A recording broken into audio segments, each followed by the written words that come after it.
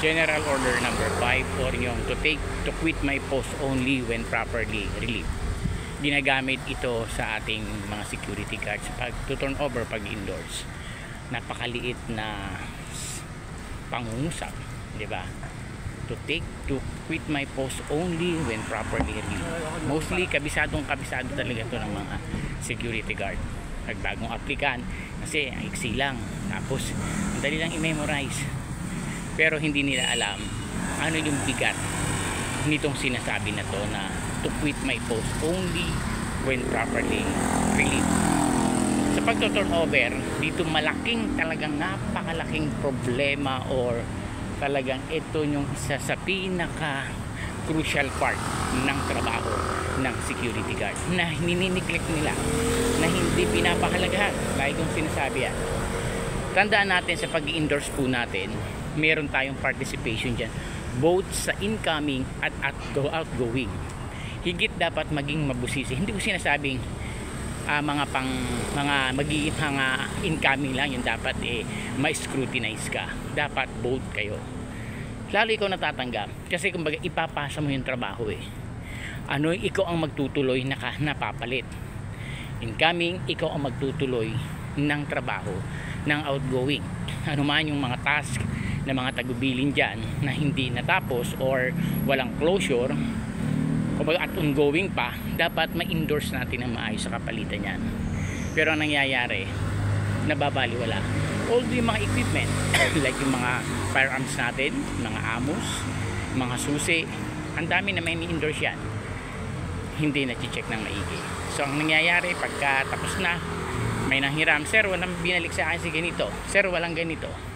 Kaya sinasagot ko lang lagi, what is due number 5? Dapat, sabi ko nga, you have to memorize ang mga 11 general orders. Alamin natin yung meaning, dahil ang importante, application. I-apply natin yan, di ba? Kung kulang, bakit natin i-receive? Sino may mali doon? Kung yung incoming talagang isusurrender sa iyo yan, may bahala ka kung ano yung mangyayari pagka ikaw na yung naka-duty. So ibig sabihin, hindi sa walang tiwala. Dahil kung sinasabi yan, kaya nga tayo natuturnover ng maayos para yung tiwala natin hindi masira. Yun dapat ang laging isa sa puso ng mga security at kahit mga empleyado pagka nag-i-endorse. Hindi ko mo nagkaroon kayo ng mga permahan, wala lang, na para bang wala tong tiwala, pinapasign ako. Hindi, iniingatan yung tiwala kaya kayo pinapasign. Kasi ano man ang mangyari niya, magkatanungan, hindi man niya na tandaan, may perma siya, marirecall niya, nga pala nakasign ako. Kaya napakahalaga ng perma. Kaya huwag kayong perma ng perma, hindi kayo sigurado. Kasi pag pumirma ka, hindi ka sigurado, alam mo kung anong tawag sa iyo nun. Diba? So busisiin natin. At tayo naman mga outgoing, hayaan natin yung incoming, kung ano yung discarding niya, at saka endorse natin ng maayos. Kung ano yung tinuturnover, lahat. Huwag natin hayaan na may clan. Lalo yung mga importante na yan. Ako, napakahalaga po niyan. Huwag yung babaliwalain yan. Kasi pagka nagkaroon ng malaking problema, sa atin lahat babagsak yan. Diba? So ano ba turnover? Napakaano lang naman yan mabusisi in a way, pero isipin mo, uuwi ka na. Gusto mo pa baga magkaroon ka ng problema?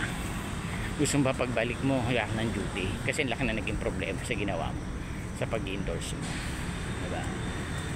So at kayo naman ng mga incoming, so dapat check me pa din.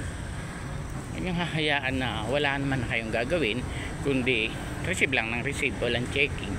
Iwanan yung baril dyan, andyan na, yan na, okay na yan buddy, matik na yan. Yan yung mga term ng mga security, bad, kilo na yan, ano bahala dyan. Kapag ka ba no? Kailangan, di ba, sa pag-endorse natin naka-check lahat yan, naka-scrutinize, and then pag ayos na, dapat mag-sign siya. Hindi pa pwedeng yung outgo, yung incoming hindi ka paperma. Kailangan mag-sign siya. Kasi sabihin, ni-receive niya. Ngayon, ikaw, in-endorse mo ng tama, maayos. Siya naman, bara-bara lang. Sige lang, buddy, ako na. Sige, sign mo, buddy, kung talagang hindi mo i-check yan.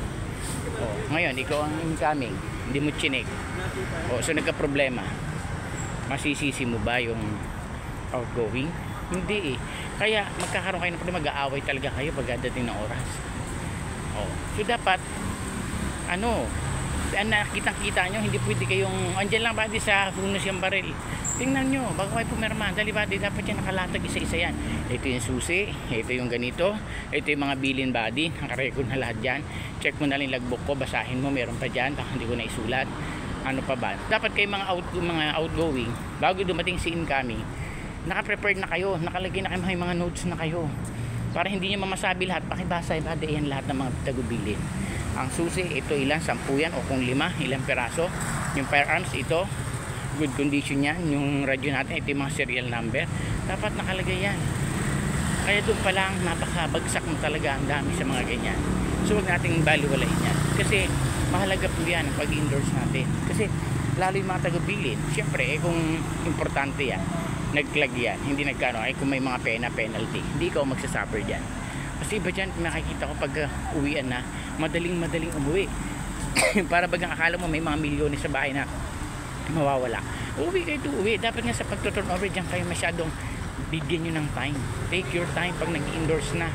Huwag yung hahayaan na wala kang naibili, naka-record lahat. Pero para man mangyari, negligence, alam natin sino yung liable.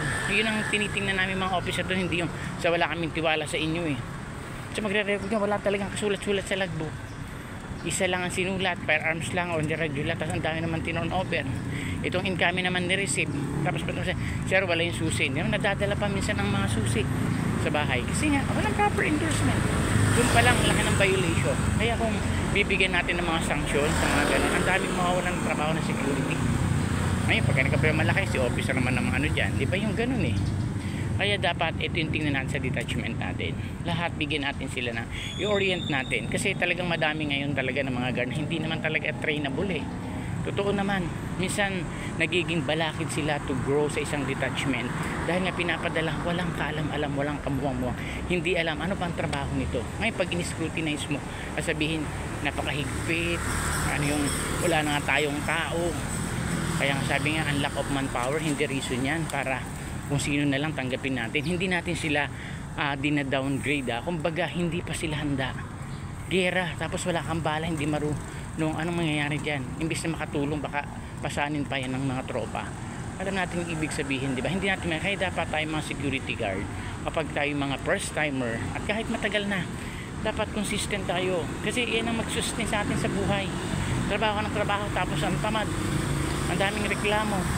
Pati health, tinasabi pa. Sabi ko nga, ang health natin dati pwedeng i-reason niya na masakit ang ganito, masakit ang ganyan.